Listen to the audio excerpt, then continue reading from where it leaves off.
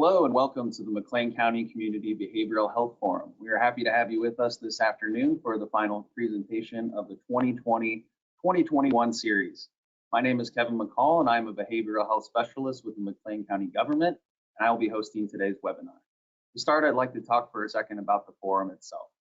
The McLean County Community Behavioral Health Forum is typically a one-day event consisting of multiple breakout sessions. For the ongoing global pandemic, we have adapted our in-person format to offer you a variety of online sessions such as this presentation today.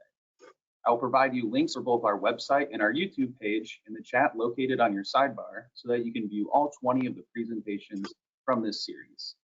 Even with a new look this year, the idea of free community education and sharing of ideas originated out of the Mental Health Action Plan, which was adopted by the 2015 McLean County Board. This plan originated out of more than 100 community members that identified needs and best practices related to behavioral health specific to McLean County. In these uncertain and difficult times, we believe that it is important more than ever to help provide education, resources, encouragement, or even simply recognition of life's challenges. During today's presentation, there will be time at the end for questions. We ask that if you choose to ask a question during the presentation, that you provide enough context so that questions can be appropriately answered by our speaker at the end. Without further ado, I'd like to introduce today's speaker, Sarah Stalter. Sarah is a certified recovery support specialist with the McLean County Fuse team and Chestnut Health Systems and is currently seeking her master's in social work through Boston University. She has previously been trained to facilitate Wellness Recovery Action Plan, or WRAP, classes, and most recently completed mental health first aid instructor training. Sarah started in the mental health field as an employment specialist, but has been a part of the recovery community for much of her life. She is a movie guru, a devoted dog mom and plant mom, and likes to kickbox, garden, and create nature-inspired jewelry in her free time. Now you have the floor, Sarah. Awesome. Thank you, Kevin. Thank you for having me and for everybody that's here.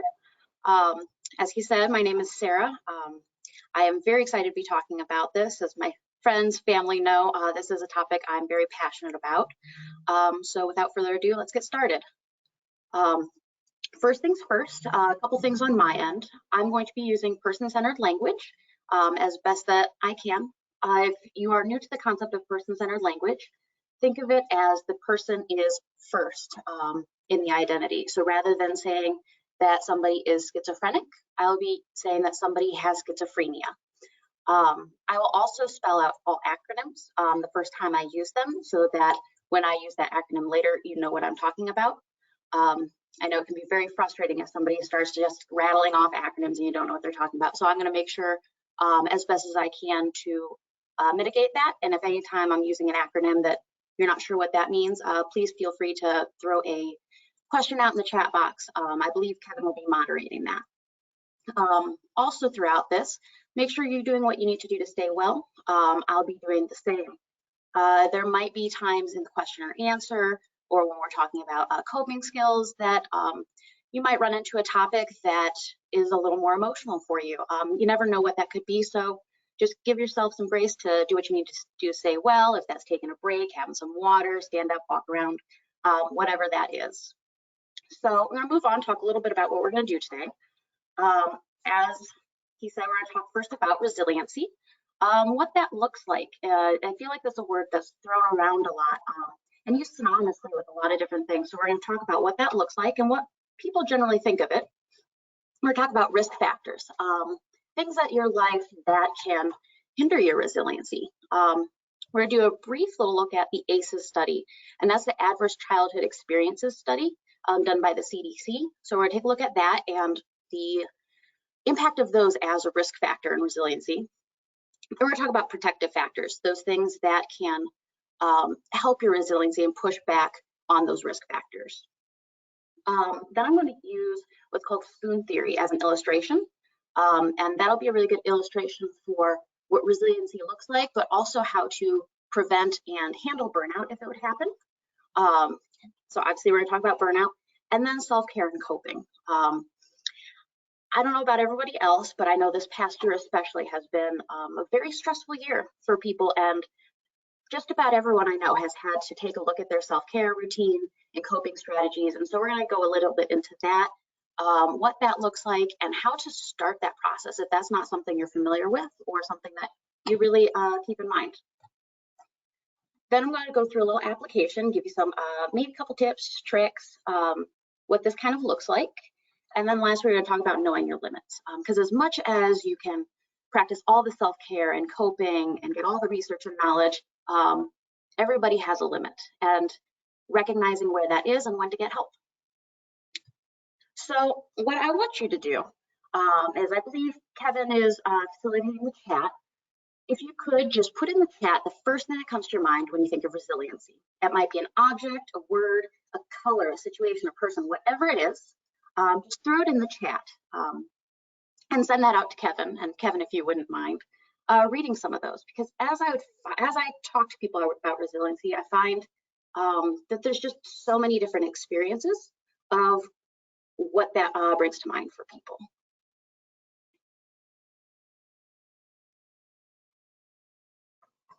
I can give people a couple seconds here to type in the chat box.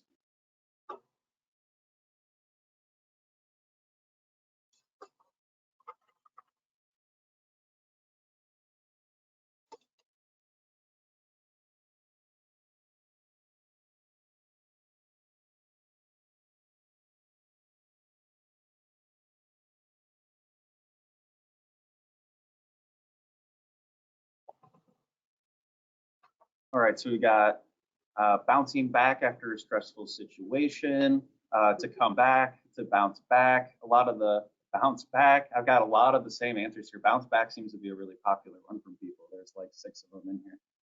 I like that. Yeah. For me, too, I'll add my own example. I think of like the physical version of what, you know, mental resilience is, or behavioral resilience is like someone who runs a triathlon or does like an Ironman. You know, they can get through a series of like difficult tasks and still be okay, you know, where a normal person might not be able to do these extreme things, or even one of the 3 different things that they're asked to do.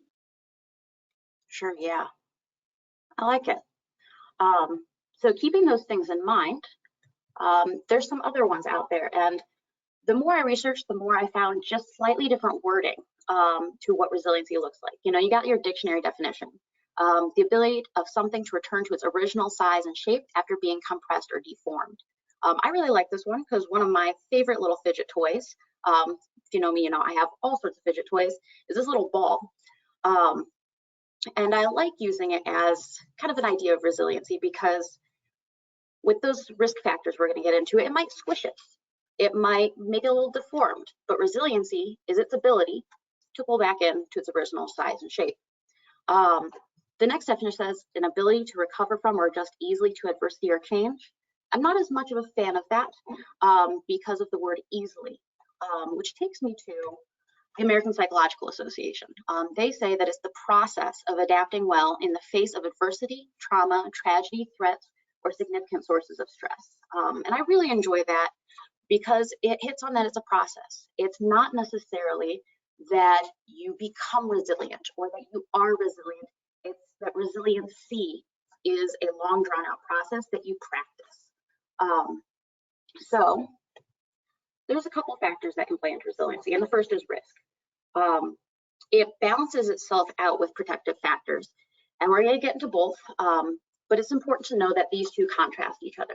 Your level of risk has to do with the different aspects of your life that might be stressful or might contribute more to different issues that could come up. And those protective factors then are the ones that make it less likely that that will occur. Now, the frustrating thing about risk factors is there's a lot of them.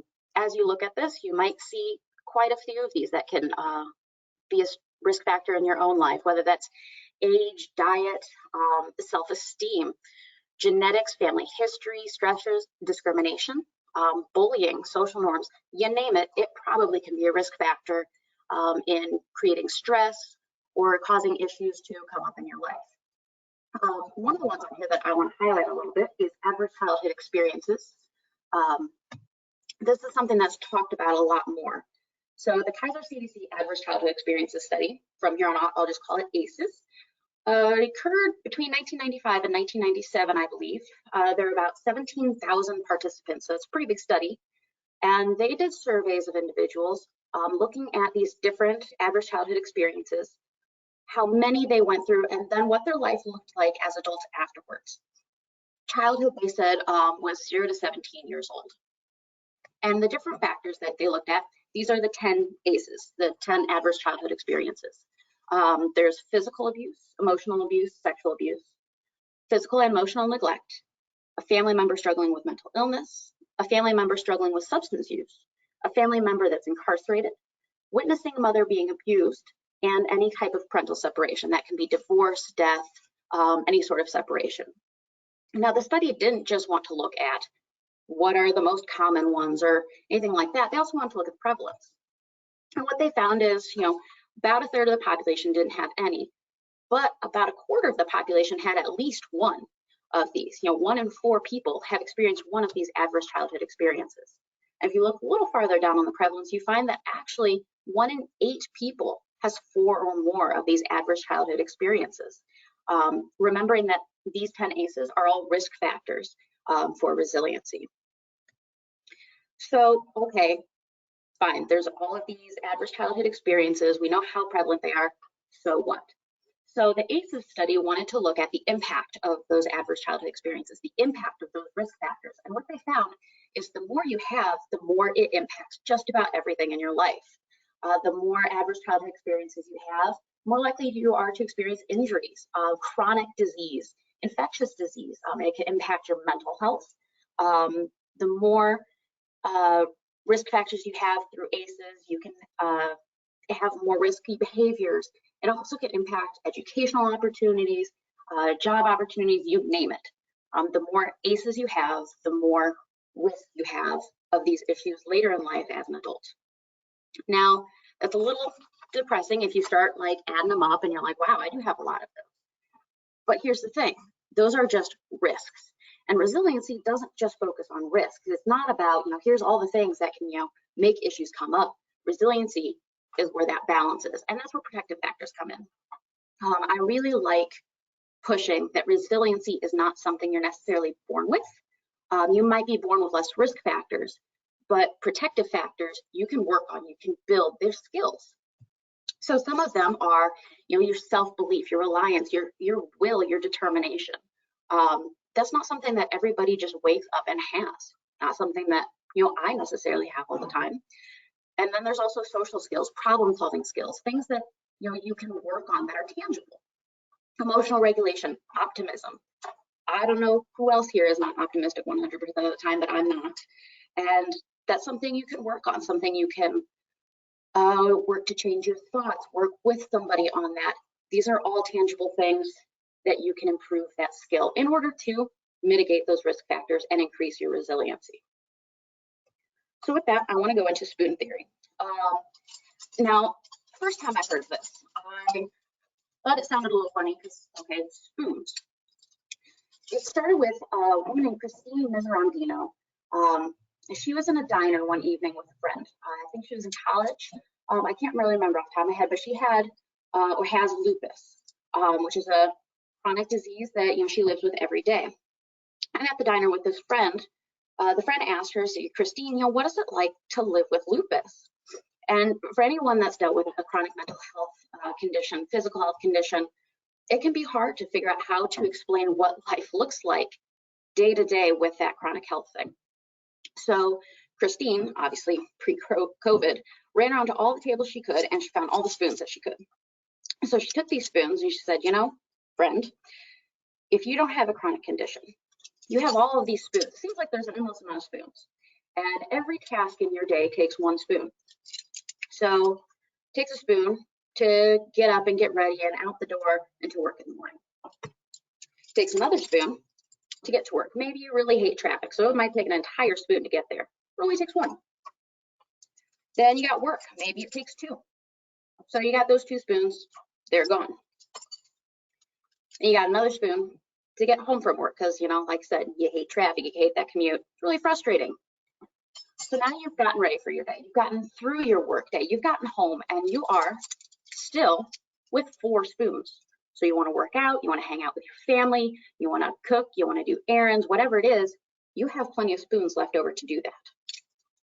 Now, the thing with a chronic health condition is you have that same amount of spoons, but things might look a little different. So me, for example, my morning routine, I use 1 spoon to get out of bed. I use 1 spoon to get through my bathroom routine. That's, you know, brushing my teeth, putting my contacts, taking my meds. I use another spoon to get ready, getting dressed. Because I'm not just getting dressed, I'm thinking about what outfit will I feel less anxious in? What outfit will I have the less social anxiety with? That takes its own spoon. And I actually have to get out the door. I have to remember my lunch. I have to grab breakfast. I have to get myself in the car and going. That sometimes takes its own spoon. I'm not even to work yet. I haven't even left my house. And I have the same amount of spoons left over that somebody without a chronic condition has at the end of their day. So I might have to get through work and get home, and before you know it, you're out of spoons. And so anyone living with a chronic condition has to budget their spoons a little different. You know, if you aren't somebody with that chronic condition, it almost feels like you have a never-ending supply. Whereas like you're dealing with something chronic, you have to budget them, and you might be able to take one from tomorrow. But then what are you going to do tomorrow? When you're out of spoons, what do you think this looks like? This is where we're going to start talking about burnout a little bit.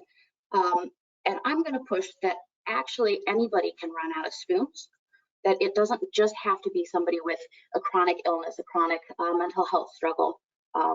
Especially I think the last year has showed us this. And then we're going to go into coping skills, because it's really important that, you know, you have all of your spoons for the day, but you have one in your back pocket. And we'll come back to this extra spoon. So burnout. Burnout can look like a lot of different things. And like I said, this past year, I'm pretty sure everybody has either gotten to that point or knows somebody that has. I really like this illustration of the rope, because you can see all the tiny little threads that were once together, and one by one, they have each broken. It's not one big old thing that has torn it apart necessarily. It's every little thing that has gotten down till now you have that one strand left. So how do you recognize when that's happening? There can be a lot of red flags, but if you don't know what they look like, if you don't know that you're on the road to burnout, you can miss them, and then all of a sudden you're there. So I'll go through some of the red flags of what to watch out for. So if you're going about your day and every day sucks, every day you go to work and you're just miserable, and every single day is bad, that's a pretty big red flag that, you know, maybe I need to step back and evaluate what's going on. Maybe I'm getting to that point of burnout. If you're always tired, or that you feel like everything you do is wasting your energy, that's a red flag of, hey, where am I at in my health and my self-care? What's going on? If tasks feel overwhelming, or if they're numbing, if going about your day, you're really not feeling emotion, or you're feeling too much emotion, that's a pretty big red flag that you might be on the road to burnout. And then maybe it's like that you don't make a difference. It's kind of like where, you know, you're feeling like you're wasting energy, but a little bigger, that, you know, you're going about the day and it's like, what's even the point of this? It's not even worth doing this. That's a pretty big red flag that you're on your way to burnout. I think it's important to mention that burnout doesn't necessarily mean stress. Everybody deals with stress. There's good stress and bad stress. You're going to run into stress every single day. There's going to be little things that crop up. Burnout is the accumulation of all that stress to the point that our bodies can't even deal with it. We can't cope with it. So that's what we're talking about when we're saying burnout. And this is what it looks like. So there's 3 sections of some of the signs and symptoms of burnout. So if for some reason either you miss those red flags, or, you know, it moves a lot quicker than you expect, this is what you should or could notice with burnout has come up. There's physical symptoms, and that is you're just fatigued.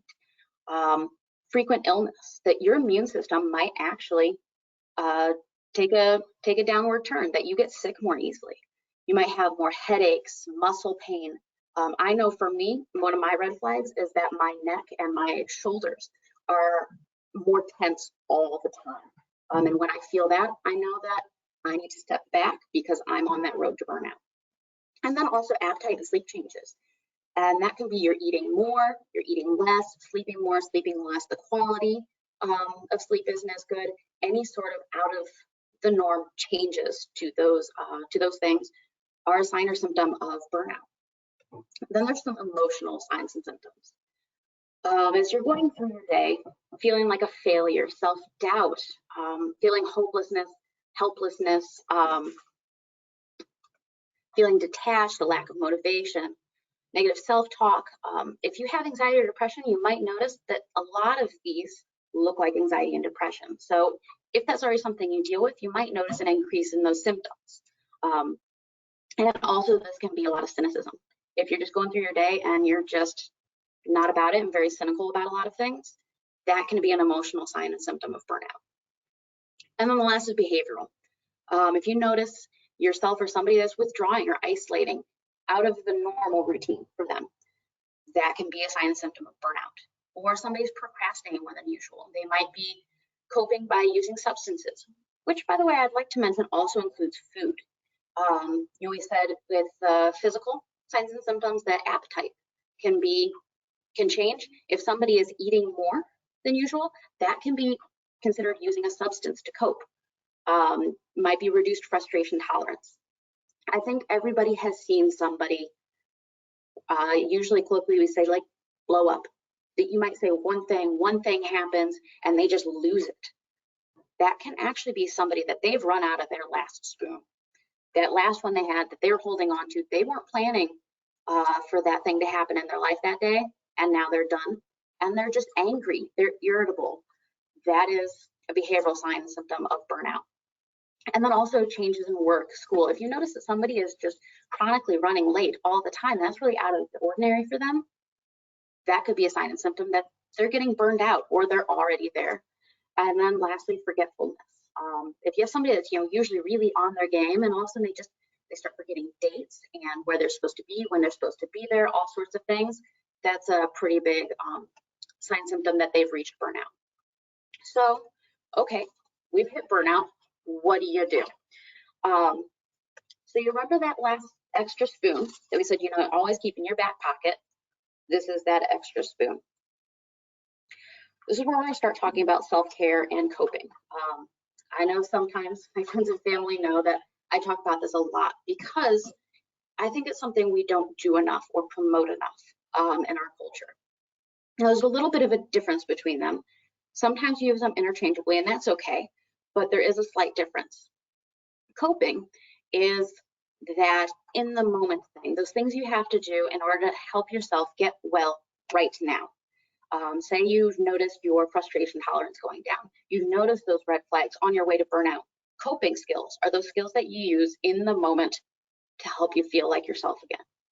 Self-care has some coping elements to it, but self-care is more of a lifestyle choice. It is a process. It's something you practice long-term. So first I want to talk about coping skills. If you've never done coping skills, if you've never jumped into what are my coping skills, it can be a little daunting of where to start. Like, what does that even mean? So ask yourself some questions. What do you enjoy? What do you do when you're bored? If you're at work and you're just like mad about it, what would you rather be doing? What do you do that makes you smile? What do you do for fun? What did you used to do for fun? Start thinking through those things. And maybe you're not sure what those are. You're out of ideas. Talk to somebody. You never know what people notice.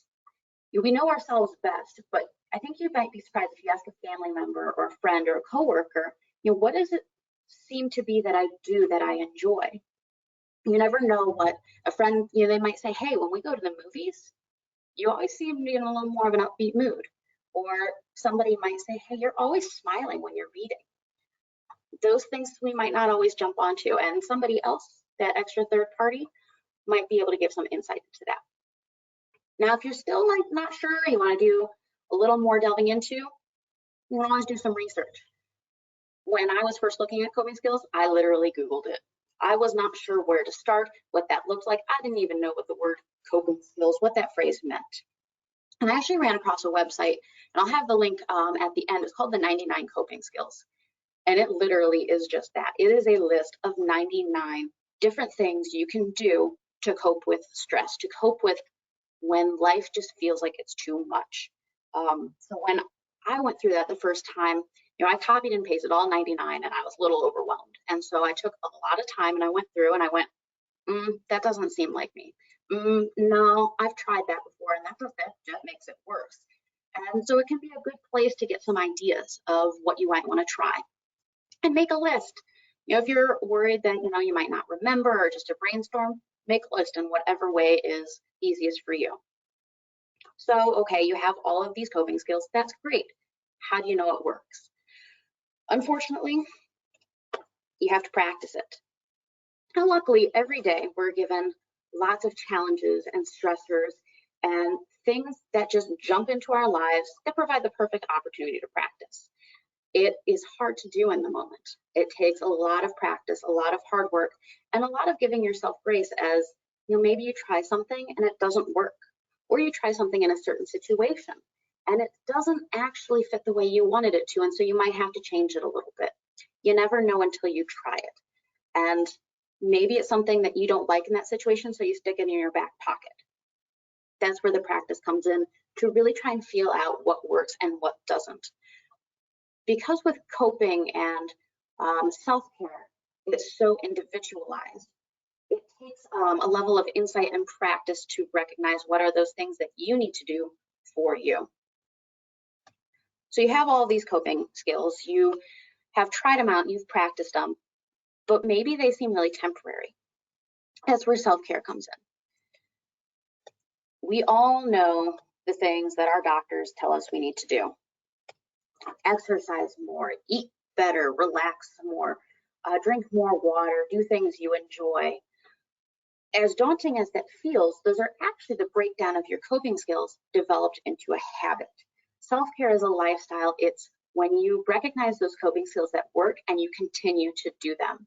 Because the more that you use those coping skills, the more you do it naturally, and the more you can use them as a prevention rather than as a reaction to those stressors. So say running is your coping skill.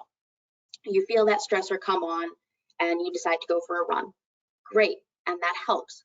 The next time that comes up, same deal, you go for a run.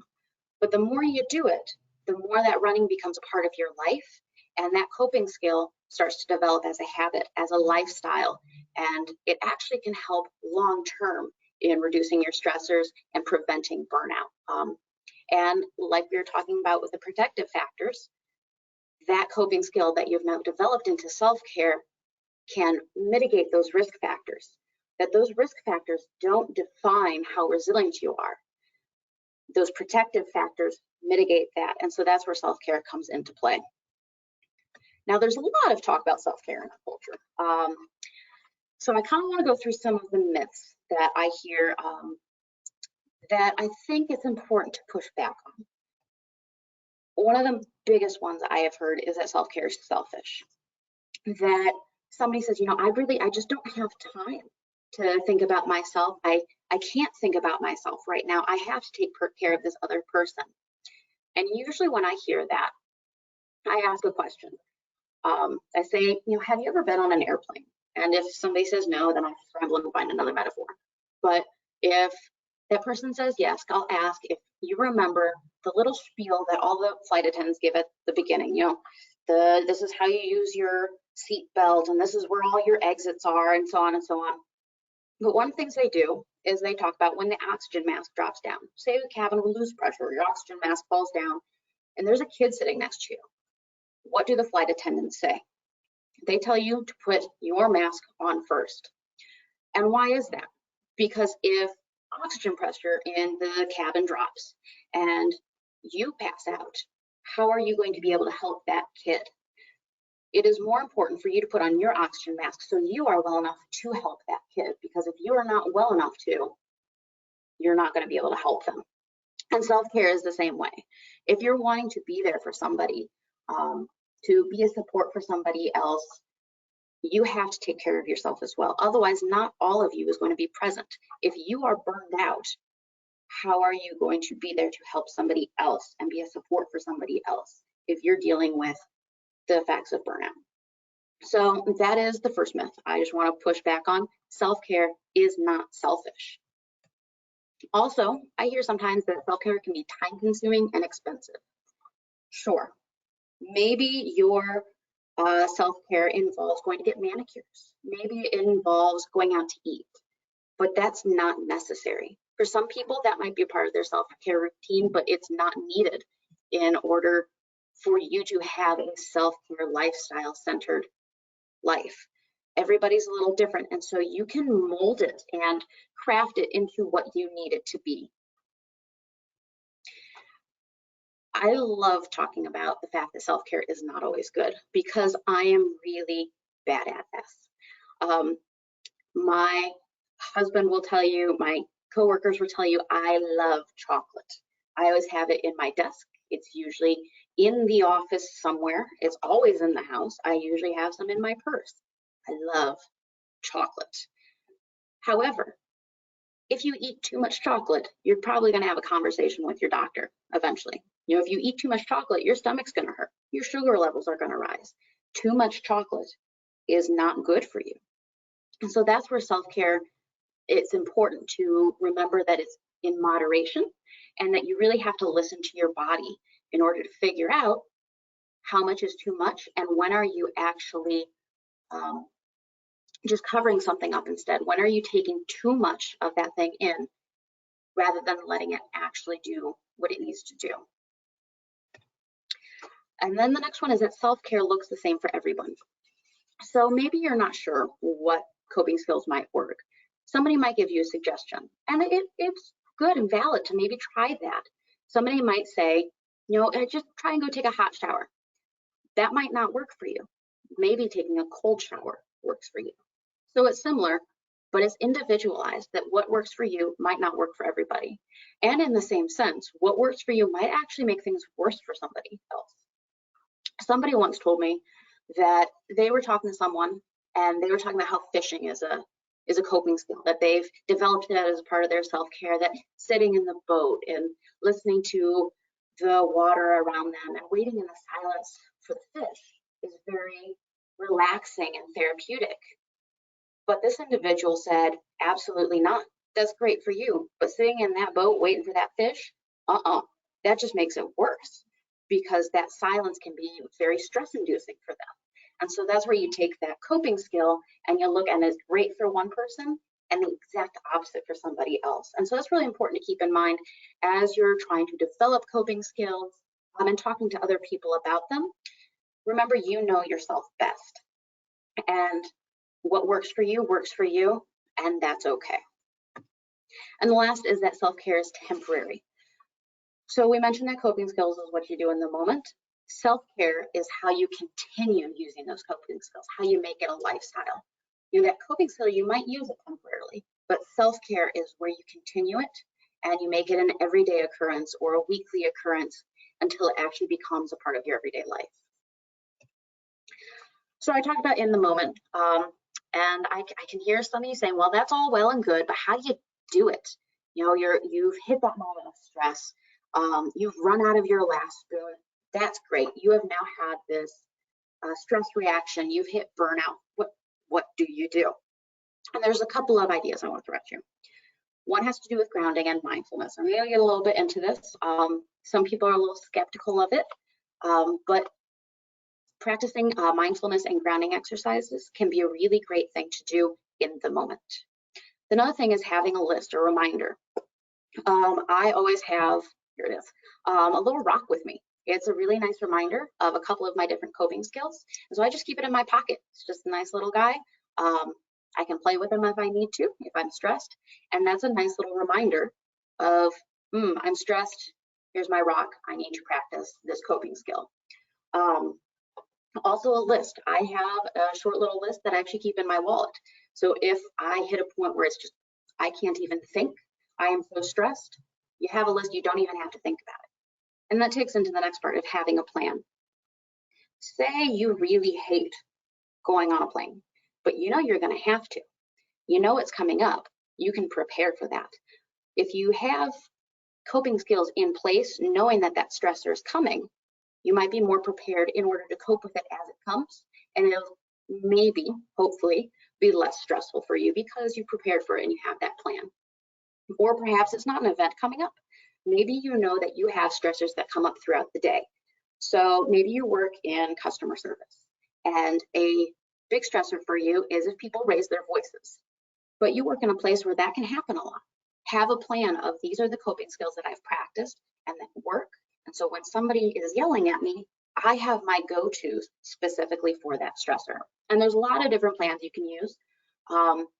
Kevin mentioned that I am a facilitator for wellness recovery action plans. If you have the ability one day to take a RAP class, 100% recommend it. It's a really great tool to use as a plan in order to work through stressors and when crises come up, and having that plan of what to do. The next thing you can do in the moment is step away from that moment. Take a break. If you have a car, go take a ride. If you want to jump on the bus, just go ride the bus. Walk out of the office. Take a deep breath. And whatever that break looks like for you, and for some people, it's not being alone. Maybe you need to take a support person with you, but remove yourself from the situation so that you can gather your thoughts and then move on to the coping skills to handle and mitigate that stressor. And then the last is support. We are social beings. It has become abundantly clear over the past year that people quarantine, not being able to be around others, social distancing has been very hard because we are such social beings. We need each other in our lives in order to move forward and feel like we're a part of a community. And this is just the same when it comes to resiliency and self-care and coping, that we need those people that are in our corner. So if you need to take a break, they might be a part of your plan. They can be on your list of like, hey, this thing has happened. Part of my coping might be to shoot somebody a text message. That can be family, friend, coworker, peer, religious leader, but it also can be a professional. And this is where I think it's really important to kind of step back and give a little bit of a caveat here, that none of this is on its own enough if you've reached your limits. Self-care and coping skills, they can be done in conjunction with professional support, but there might come a time where you run out of your last spoon, you've hit burnout, and you actually do need professional support. And that person, their job is to help you through those really rough times, help you process whatever's going on, help you build up those protective factors. So when you are practicing self-care and coping skills and you find that they're not working maybe at all or like they used to, remember that that's okay, and that's why those people are there. And so seek out professional support. And if you're not sure where to begin, just ask anyone. See if anybody has had experience with that. I started off just by asking my primary care physician, just my regular old family doctor, that, hey, this is what I've been experiencing. Well, what do you think? And that person then recommended, like, hey, it might be a good idea for you to see a therapist. And here I am. I've been seeing my therapist for quite a while now. And that has become a great professional support for me. So if that's something that you get through with self-care and coping and find you need something more, reach out, because these people can be great supports in that journey to build resiliency. So I mentioned that we're going to do a little application. When I talk about mindfulness, I know there's always a little apprehension because this is what a lot of people jump to. When I first heard about meditating, I was really skeptical because at the time, I was in northern India at a meditation retreat, having a monk try and teach me how to meditate. Those are all the factors you'd think, like, yeah, you learn how to meditate, and it looked like this. Had my legs crossed, arms relaxed, eyes closed. But when I did that, all of a sudden I could feel every itch on my body. I heard every tick and movement in the room. It actually made things worse. I don't know if anyone else can relate, but doing this sometimes isn't what you need. And for some people it is. More power to you. But it doesn't have to be. Grounding and mindfulness is actually more about putting yourself in your environment, in your body, and recognizing where you're at. Now, it sounds really simple, but I think you find the more that you evaluate where you're at when stressors come up, the more you realize that you aren't necessarily connected with where you're at. So the first step has to do with breathing. Once again, sounds really simple, just saying it out. Breathing, we all do it. But when stress comes up, your breath might become more shallow. This is something my husband actually reminds me of. If my anxiety goes up, he notices, breathe more deeply. So how do you do this? Some people will add numbers to it. You breathe in 4, out 4, whatever that number is for you. But others that struggle with just focusing on their breath, there's other options. Add to it. So one of the things that I personally do is I add imagery. For example, if you think of a tree, and you don't have to have your eyes open or closed or whatever, you can be standing, sitting, whatever it is, use that image of a tree and think of all the parts of you, your feet, your back, if you're laying down, whatever it is, imagine the roots of that tree growing down into the ground. That is literally a grounding and mindfulness exercise because you're now focusing on your body in connection with the earth and where you're at. In doing so, your breathing will start to regulate and that air will start getting to your muscles. Those muscles relax and you start being able to cope a little better with whatever that stressor is. Okay, maybe imagery isn't your thing. Throw some movement in. Some people, mindfulness comes best when they're running, or maybe they just need something to fiddle with. I have this little squishy ball. That's a really great thing that if I'm trying to be mindful and breathe, having something to move. I have on there the example of the infinity symbol. If, it doesn't even have been drawn out, but use your finger that you breathe in and breathe out, breathe in and breathe out. And just that movement can help stay present in what you're trying to do in order to regulate your breathing. And say that doesn't work, mix it up. So this is my first time giving a presentation like this. I was a little nervous. So I have a glass of water. What do you do when you drink water? You breathe in and you breathe out. Taking a drink of water is, I personally think, about one of the easiest ways of regulating your breathing, because in order to do so, you need to breathe in and breathe out. Maybe that's not your thing. You want to have a little more fun with it. Blow some bubbles. I always have some in my office that in order to blow bubbles, you have to breathe in and then breathe out for a long period of time in order to make those bubbles go through the air and whatnot. And that can be a lot of fun too. So mindfulness doesn't have to be anything really fancy or complicated. Like I said before, it doesn't have to be timely or expensive. Mindfulness is whatever you need to do to ground yourself to the here and now, to regulate your breathing, and then be able to focus on what you need to do to stay well in this moment. So last little exercise I want to talk to you about is, I call it 5, 4, 3, 2, 1. I'm a big believer that coping should be readily available, and that you don't necessarily have to be seen doing it. We all have been in a place where we're like, you want to cope and not have anybody know that you're doing it. And I really like 5, 4, 3, 2, 1 because you can do it all in your head if you want to. You can say it out loud, you can walk around doing it. But the purpose is to recognize with all 5 of your senses the things that are going around. So the first is, 5 things that you see. You pick out 5 things in the room that you see. 4 things that you feel, whether that's where you're sitting, you feel your back on the chair, you feel the clothes on your body. You pick 4 things that you feel and you recognize those 4 things. 3 things that you hear, whether that's somebody else talking, your own breathing, the movement of the chair you're in. You recognize those 3 things. 2 things you smell, and then 1 thing you taste. And in going through all of those senses, by the time you get down to the 1, you might be a little more grounded than you were previously. And maybe you have to do this multiple times, whatever it takes. And maybe this doesn't work for you, but if you need a start, give this a try and see if it's something that helps. So we've talked a lot about resiliency and protective factors, risk factors, all sorts of things. But what does this look like in your life? How do you put coping skills in your life, and what does that mean big picture? With recovery, I like saying that everybody is recovering from something. And to everybody, that looks a little different. For some people, it's a journey. It's the process, like the definition at the beginning said about resiliency. It is a process of growing from something and learning to do something and changing your lifestyle.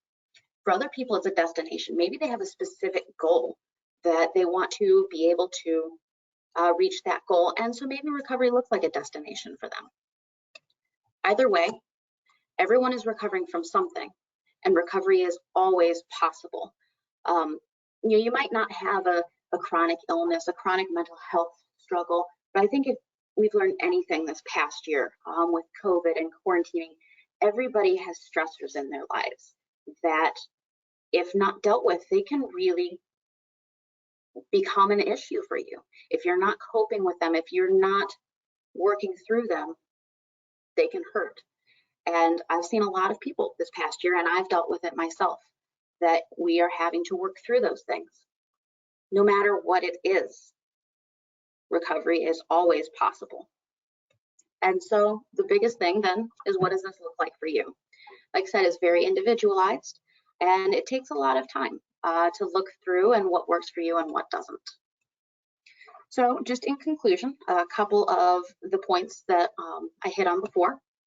First is that resiliency can be developed, not necessarily something that you're born with. You have those risk factors that are part of your environment, but those protective factors, you can develop those skills in order to develop resiliency.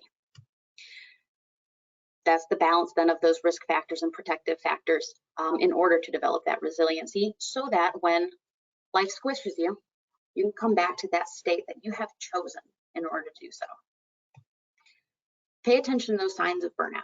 Pay attention to when those things are going to come squish you, to when those things are squishing you, and then be prepared to utilize those coping skills in the moment. Practice them, talk through them, whatever you have to do, prepare with the coping skills, so when life squishes you, you know how to come back. And then develop self-care long-term. You are going to run into things that mess with you. You are going to run into things that stress you out. So the more you practice those coping skills, the more it becomes a habit, and the easier it will be to develop resiliency. So no matter how many times you're squished, you can always come back to yourself and whatever that version of yourself is that you want. And you know what? Your journey is yours. You know yourself best. You know what works for you. And so as you're going through this, I think I mentioned earlier to give yourself a little grace, to mess up, to not do your coping skill the way you're wanting it to have something not go the way you plan. And that's okay. And to accept that, and that is a part of your journey, that's a part of the process, that's a part of recovery. And now you've learned from it, and you can do something different. Your journey is very individualized, and so own it. It's all yours. And with that, just remember that recovery is always possible. There's always hope. There's always support. And that the more you practice it, the easier it will get, and the more resilient you will become. So these are some of the resources I talked about. On the top, there's the 99 coping skills. Great place to start if coping is new to you. This is the place where I actually started way back when. And then there's just some other resources. If mental health is something you're struggling with and you're wanting to start somewhere for the first time, get some information, these are some good places to start. I believe, Kevin, correct me if I'm wrong, that PowerPoint will be available after this. Is that right? Yeah, so the entire presentation, and I can also link the slides too, but the entire presentation will be on our YouTube page. Great, okay. So nobody feel like you like write all of these down, so you'll have access to these after this. And then if you want to do more research, if the ACEs study was something that you're like, hey, that's really cool, or spoon theory or whatnot, these are the links that I used as references to the things I was talking about. So with that, thank you so much again for having me here. I've loved presenting, and with that, if anybody has any questions. Yeah, let's go ahead now and we'll open it up for a couple minutes here. If anyone has any questions, go ahead and type those into the chat box over there, and I will ask those to Sarah. Sarah, great presentation. That was tremendous. You said this is maybe one of the first presentations you've done, and I absolutely can't believe that. I really enjoyed a lot of the metaphors you used. As someone who likes to use metaphors a lot for things, especially the rope one for burnout. And one of my all-time favorites, and I've heard the same one before too, is that airplane metaphor. And I'm not sure if I could come up with an alternative as good as that one. It really gets the point across for some more complex concepts and stuff. We'll give it a couple of minutes here and see if we have any more questions rolling in. Sure. So let me ask though, spoon theory, where did that come from again? Her name was Christine. She has lupus, and a friend just wanted to know more about. Okay, so this was actually like a personal story. Okay, I thought maybe that was just a way to relate like the concept. That's really interesting. Yeah, no, it's just how Christine then explained it to a friend, and she then blogged about it afterwards, like, hey, here's this way that I explained it, and it just kind of took off from there. And actually her blog post that she first talked about, that first conversation, should be one of the links in the references. So let me ask you a question that I have myself, and thankfully we're kind of, starting to wind down from COVID to some degree, but it has been a bit of a theme throughout this entire series because, Sure. we adapted to this online format because of COVID. Let me just ask, during COVID and maybe even still now, how did your coping skills or your self-care kind of adjust over that time period? And is it starting to kind of come back to normal now that more things are accessible, vaccinations are available, and things like that? Well, that's a good question. The biggest issue that I personally ran into with coping in my self-care routine was accessibility. It was really hard when, like you mentioned in the beginning, I'm a kickboxer. I love to kickbox. I discovered that, quite a few years ago, but then made it more of a regular thing only about 2 years ago. And when I couldn't go do that in person every day, that was very difficult. So I had to modify it a little bit. And actually, my husband and I developed a game with, we have a ping pong table in our basement, and we developed a game with ping pong in order to substitute where I wasn't able to go and work out the way I really needed to as a part of my routine. We found a different way to while we were quarantining. We did this silly exercise game every day after that we got through work. We met up in the kitchen. It was like, okay, let's go exercise.